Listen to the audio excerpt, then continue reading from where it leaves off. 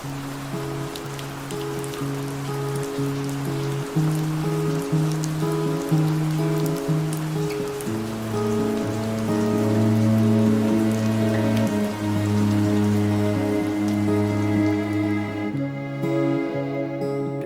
sky, why don't you come and take blue skies? Why don't you come and take me?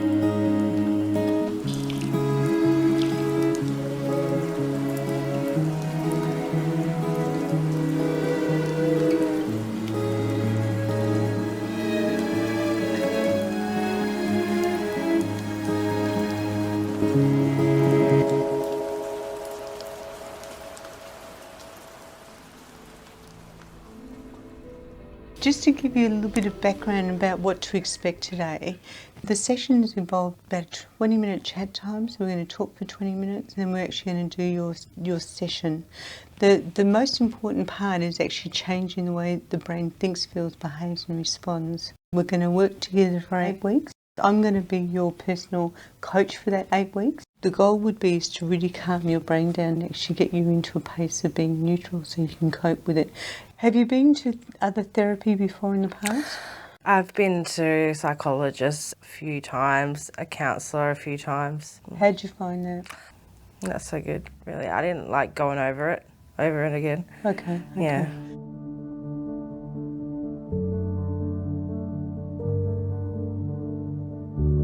To be honest, for a while there I thought I was cursed. I literally felt like anyone that I was close to was gonna die. We'd moved away from Perth because my brother had been sexually abused as a child at the kindergarten he was attending.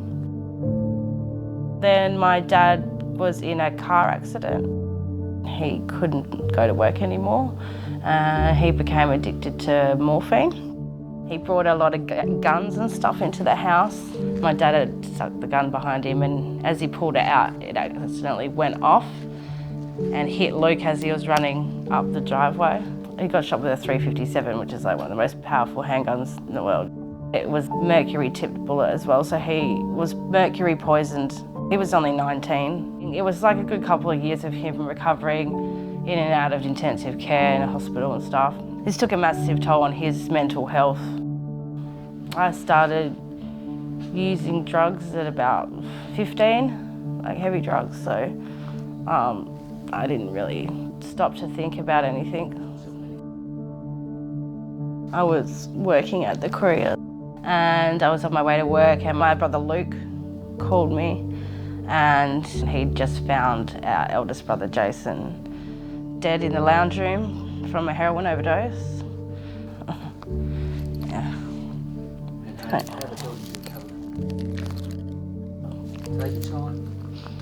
After Jason died, he lost his mind. He started to lose his mind and he went to his best friend's house and he hung himself. Me and my dad were the first family members there, so yeah, horrific. My first day back at work, 9 days after Luke's funeral, I had a really busy day making a delivery near a school somewhere and like something just hit my window and when I got out of the van it was a mother and a 2-year-old and a 4-year-old. Her head actually smashed the windscreen. The 4-year-old was just laying in the middle of the road, just laying there like bleeding really badly from the head. Like I thought I killed her, to be honest. But yeah. And then my dad started losing his mind from the morphine. He was staying at my nana's. He accidentally overdosed on morphine. I didn't actually find out that he'd died until a few days after. I was shattered. I was absolutely shattered because,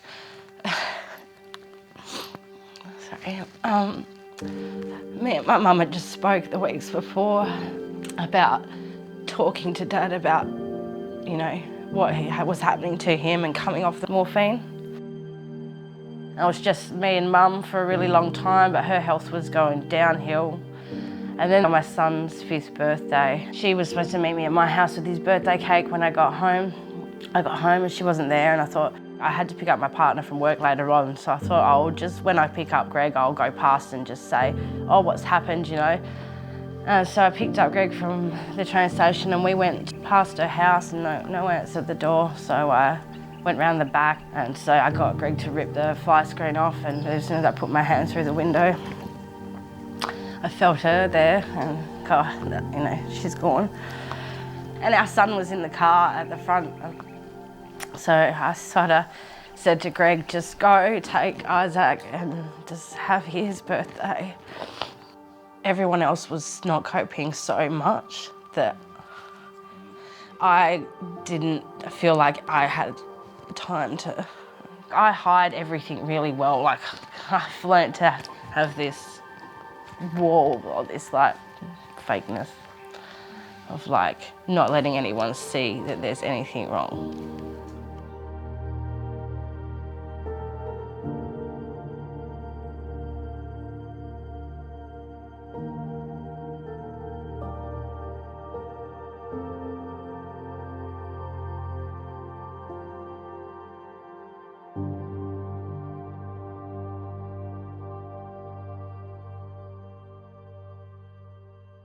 You can't control your moods, you can't control your behaviour, and you can't control your reactions. You're vulnerable.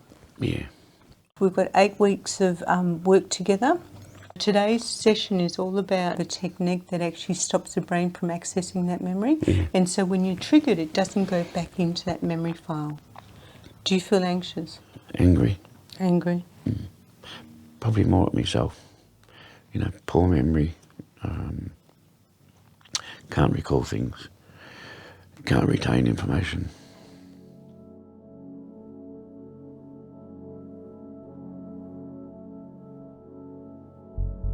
My father died when I was 2 and my mum married my stepfather when I was 4. My stepfather was an incredibly controlling and dominating guy. And the whole house lived in fear. My mum used to get beaten up on a fairly regular basis. Us kids, you know, it happened with us on a reasonably regular basis as well. And, you know, on one occasion I remember getting a backhander because I didn't dry my glass when I rinsed it in the sink, and he gave me a backhander and knocked me across the room, and by the time I hit the ground I was getting a kick in the stomach. I jumped out the bathroom window and after coughing a broken nose, and I walked the streets, and next day I found myself a job working in a pet food place in Chiltern Hill.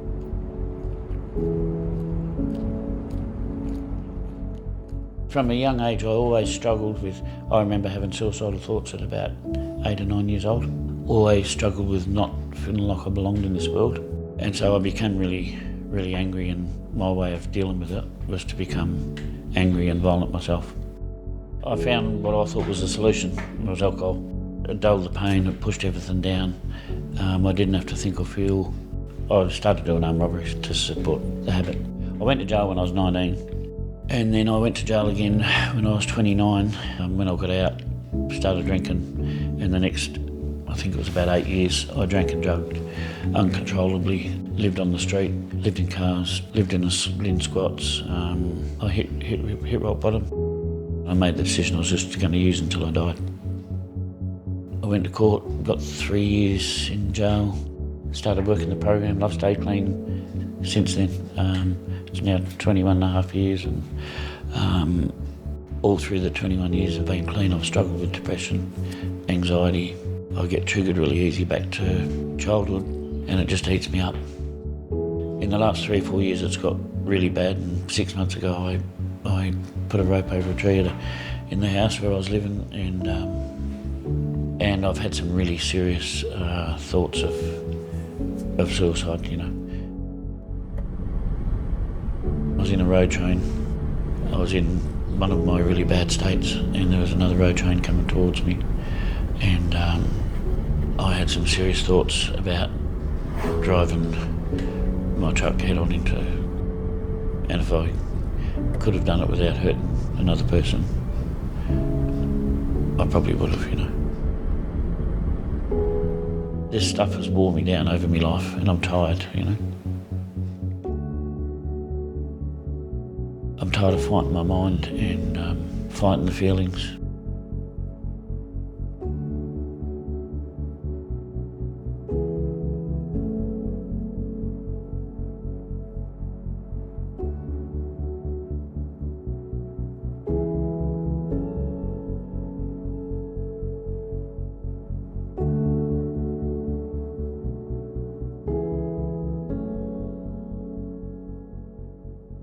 PTSD is a bitch. Military service, no question. I think you can understand by the situations that they're in. Who you thought you were completely changes, and you have to continually fight to know who you were before the situation even happened. And everyone thinks that the PTSD is from getting blown up by an IED or that kind of situation. People don't understand it's the training, and it's just how you function in society. It was actually someone really close to me. It was actually one of my family members, one of their partners. He was a combat Marine. He'd knock down doors and do those kind of missions. And what happened is, because I was weighed so heavily on his mind, he got into drug substance abuse, and any little thing that came up just sent him over the edge. And literally, he was late on a car payment, and they towed the car away. And because of that, he decided just to end his life because that situation just threw him over the edge, and he just couldn't cope. I think the best therapy, other than professional help, is people with PTSD helping other people. So with this job, I'm helping people, but I still, still need help. I still get professional help. I still work on myself in terms of being better. And I don't think I'll never be back to who I was.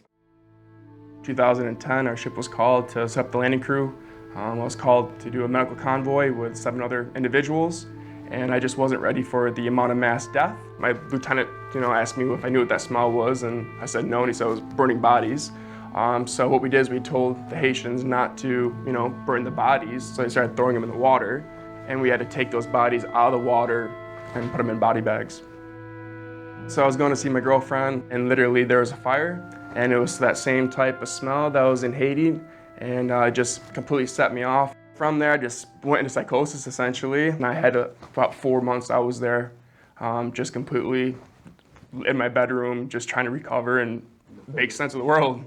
And that's just the nature of the beast, and it's getting that help to stabilize and just stay in that okay zone. I think you have to realize that you may not be the person you were before the event that caused the PTSD. I think that's the toughest thing. I think a lot of people fight to be happy or fight to be who they used to be, and I think that would be the best advice I would say what an individual can do is accept it and make light of it, be positive about it, and make that change.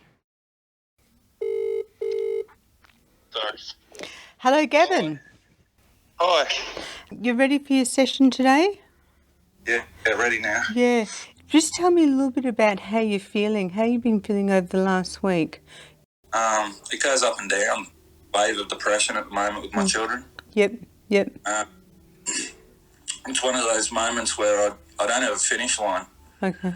You got the situation with the family being over in New South Wales and you're in Queensland. Tell me a little bit about how has being in Afghanistan impacted your mental health? Going through therapy, I realised that I probably had a bit of a breakdown mid-contact. Okay. Because my brain was overloaded with just too much graphic content. Yep. Too many bodies, unexpected children. It doesn't take much before you've actually reached your limit and you go into that vulnerable state. And so it's an early warning sign that your brain's not coping. We've got to get you feeling good. We've got to get you living your life instead of contracting, because at the moment your brain's so severely traumatised that you're in a state of contraction. Like still to this day, I sleep with a knife under my pillow and I go around and check all the doors and windows before I go to bed.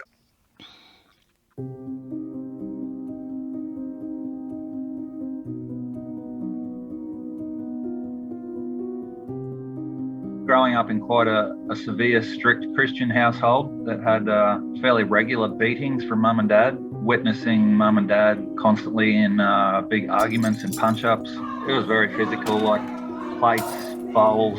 I remember my mother picking up a chair and hitting my father with it. My mother being knocked to the ground. Seeing my older brothers trying to come in between my mother and father, and our house was turmoil, but it was my house and I didn't really see any other houses, so you don't really question it. I didn't question it. Anxiety and depression I've struggled with since I was early teen. I didn't know what it was back then.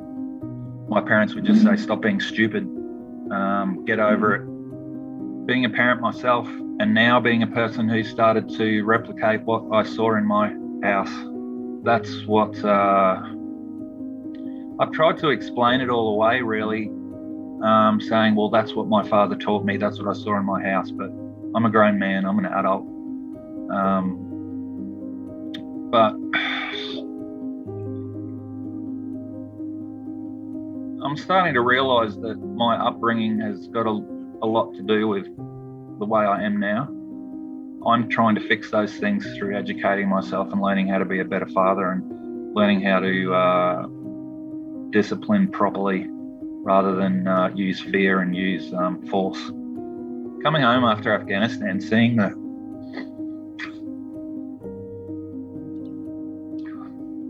I think I went into war a bit naive and like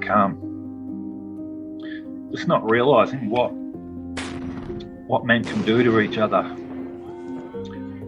When you start seeing dead children, like my wife used to say to me, where's the man I married? And I just started saying to her, he's dead. Like, you got me now. Like, that guy you married doesn't exist anymore. My wife and I went from having an argument to me losing control, smashing everything, throwing everything around the house, threw something and it hit my wife. My daughter's starting to scream, Daddy, Daddy, stop it, stop it. And it ended up with them outside and me locked in the house and the police banging on the doors and me locking everything down and not wanting to go out. I went into hospital for about 3 months after that and then went through the court, but it didn't stop. I asked my wife to leave. We'd been in and out of court. I was starting to get arrested on assault charges. Children were starting to pick up the phone and call the police. It was time to do something different. I've been on these mental health drugs for coming up 3 years and I feel 200%, 300% worse. Horrible. I'm just a shadow of who I used to be. And I don't know who that is on the other side. I don't know who I'll end up being, but it's got to be better than this.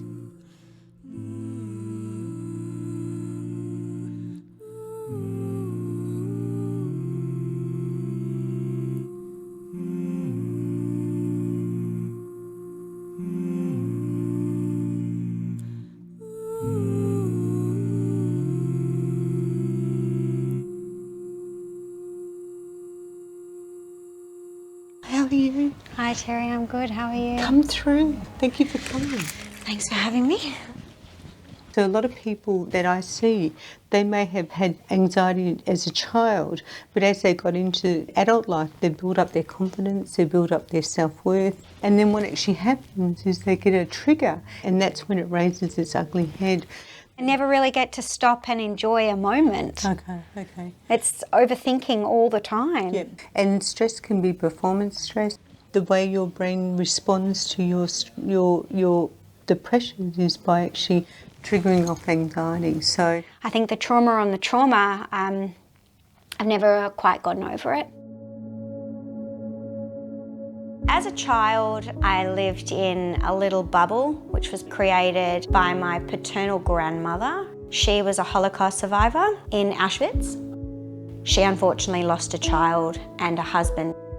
She was a very talented tailor, so she made all of the uniforms for the soldiers. That's how she kind of survived the Holocaust, I think. That was prior to her meeting my grandfather, so this was her life before.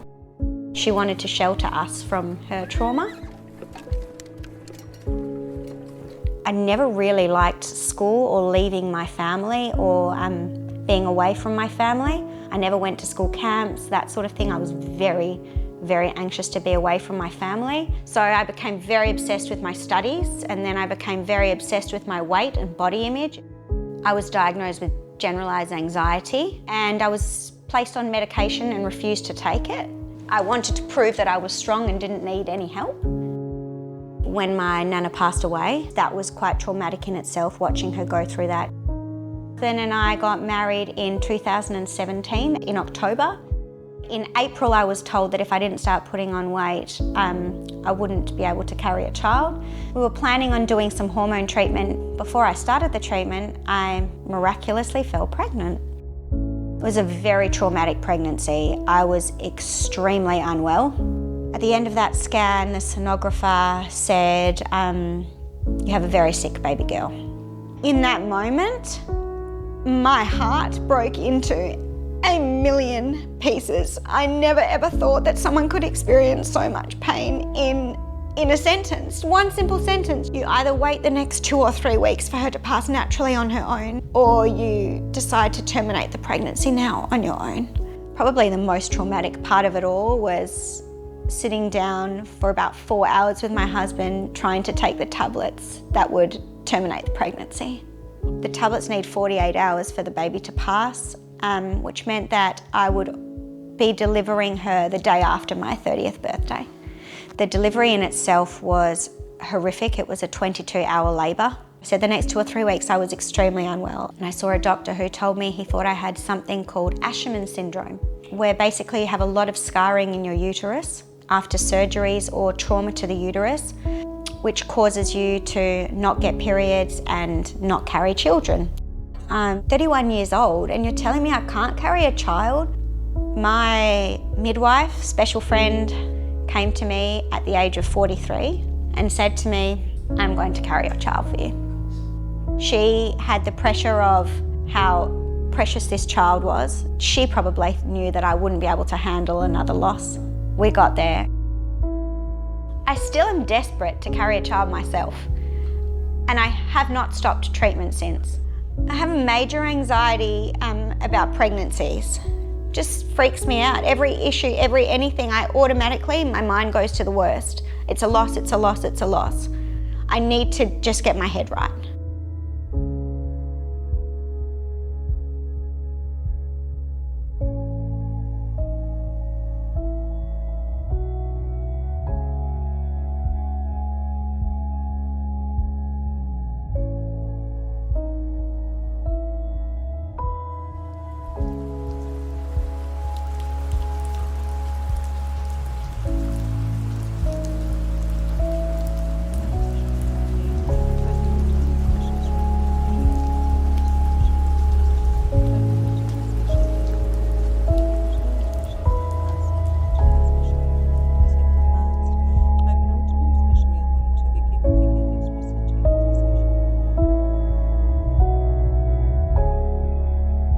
Essentially, we aim to help people with a range of mental and emotional health problems get back to being their highest and best self.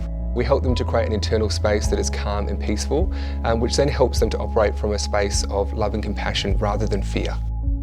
The proprietary technique works through positive auditory stimuli, and it seeks to target the individual's unconscious brain in the aim of altering their current conscious self. So that's the way that they think, feel and behave today. And essentially this is because at the Brain Wellness Spa, we believe that the individual's unconscious brain is where their problems and patterns of behaviour are created and where they're stored. Kelly, Grant, Gavin and Melissa are all currently going through their 8-week program, and like many individuals that have come before them, I'm very confident they're going to get great results.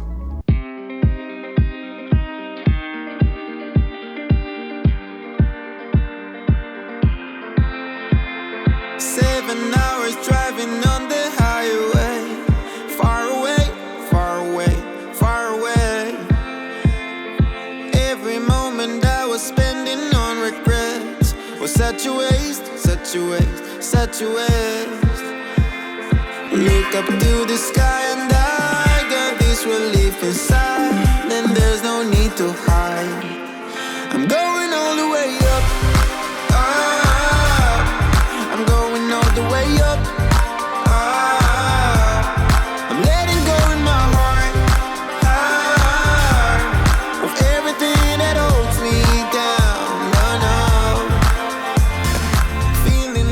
Stranger on a foreign land, far away, far away, far away. I could get along, could be a different man.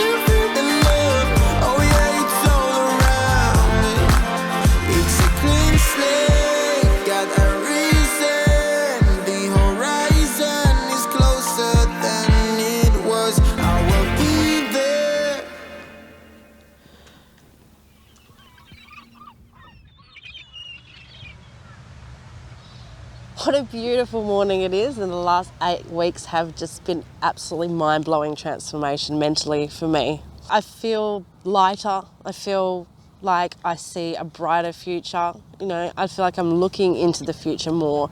Within the first couple of weeks, I noticed a shift in what I was willing to tolerate from other people. I felt like I could more inclined to speak up for myself, which was awesome. I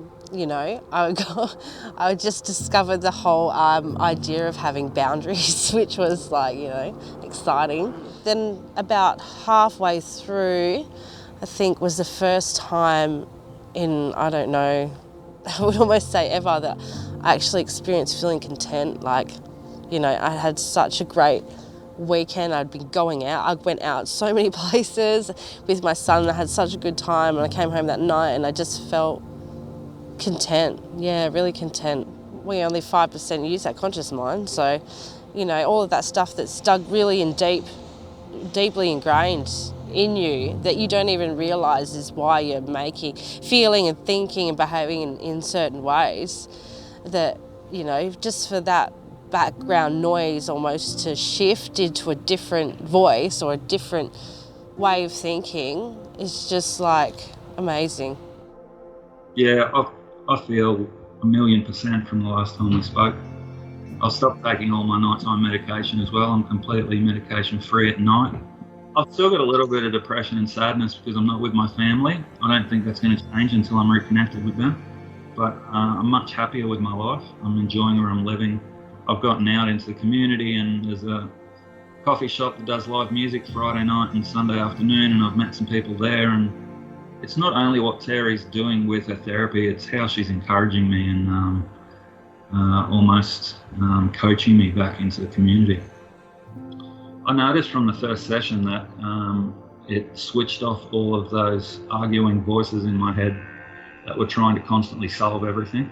It's helped me start to just live for today and plan for tomorrow, but not worry too much into the future.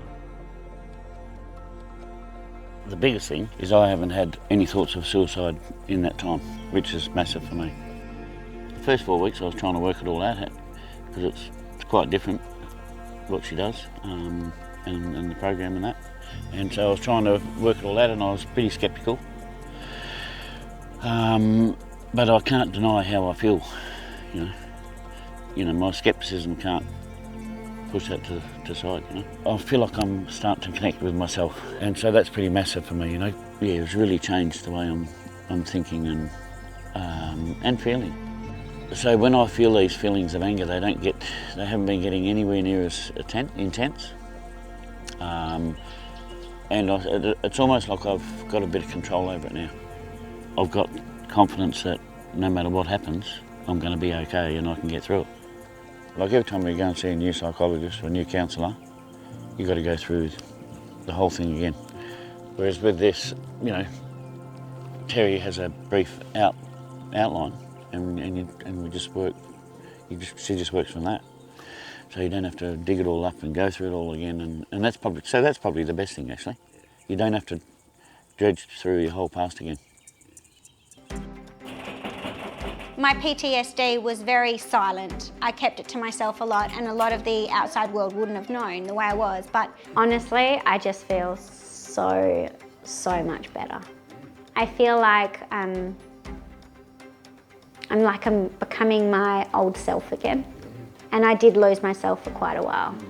And was in a pretty deep, dark place for some of it. And it's not fun. And I think in that moment, you don't realise how bad it is, because it's all that you can get through at that time. And I fought through it.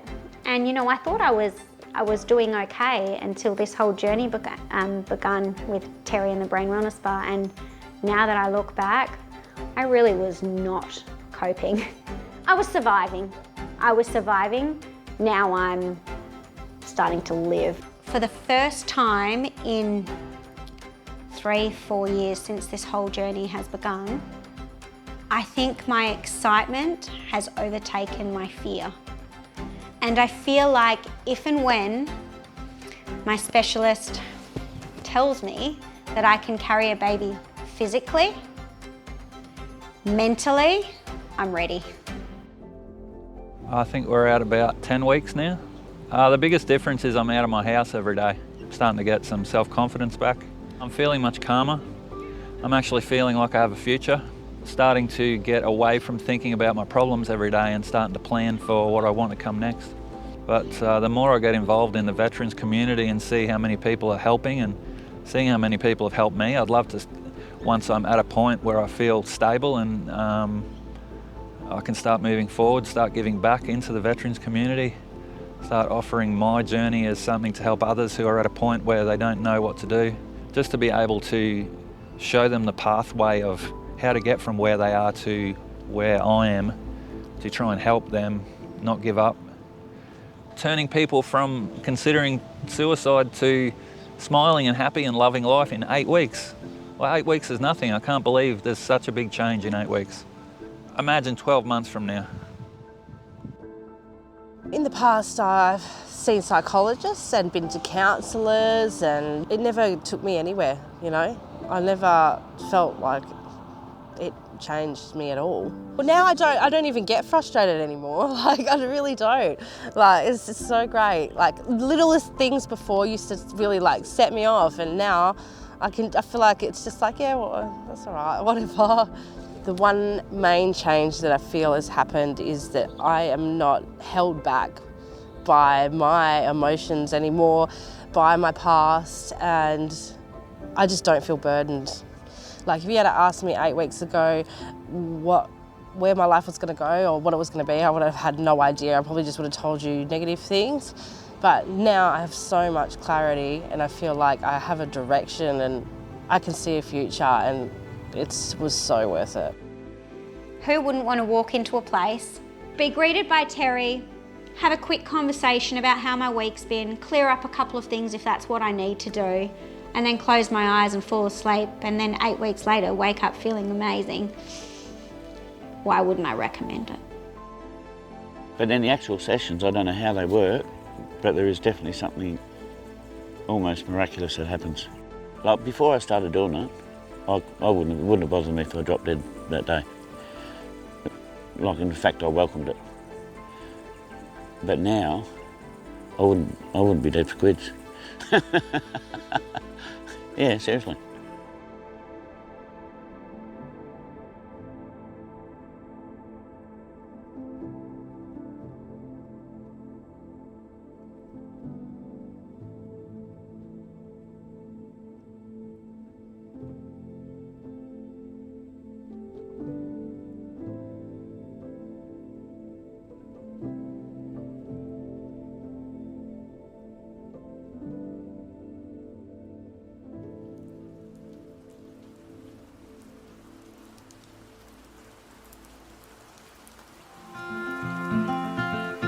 From the moment that we met, you were worth the wait.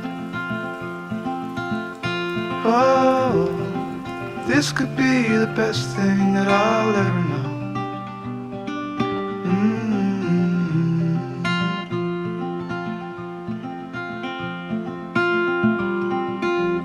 Talk for hours, I never slept. Two silhouettes on the concrete steps. We watched the sun as it slowly crept from the horizon to the place we met. Oh, this could be the best thing that I'll ever know.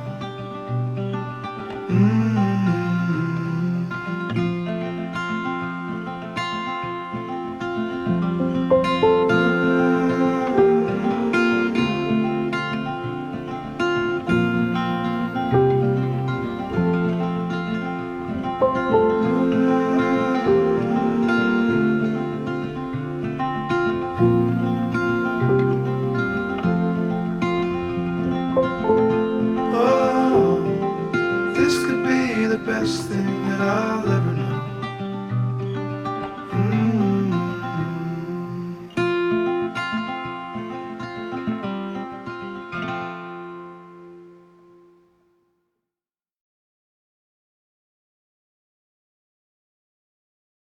You literally walk in, close your eyes, put some beautiful music on, an eye mask and a blankie.